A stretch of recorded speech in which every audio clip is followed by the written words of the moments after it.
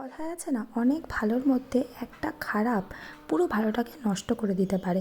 কিন্তু ভালোটা যদি খুব শক্তিশালী হয় এবং সবাই মিলে ভালোটাকে উপভোগ করার চেষ্টা করে, তাহলে কোনো খারাপই কোনো ক্ষতি করতে পারে না।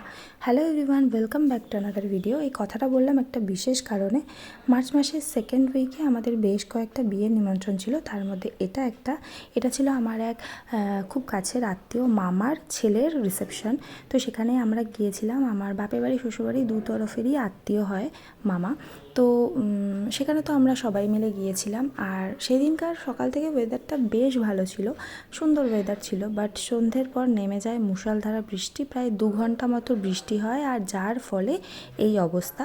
বিয়ের অনুষ্ঠানটা হয়েছিল একটা মাঠের মধ্যে, যার জন্য বৃষ্টি হওয়াতে মাঠের সমস্ত মাটি, জল, কাদা সব কিছু প্যান্ডেলের উপর এসে সমস্ত প্যান্ডেলটা নষ্ট করে দেয় এবং জল আর কি হয়ে যায় পুরো প্যান্ডেলটায়।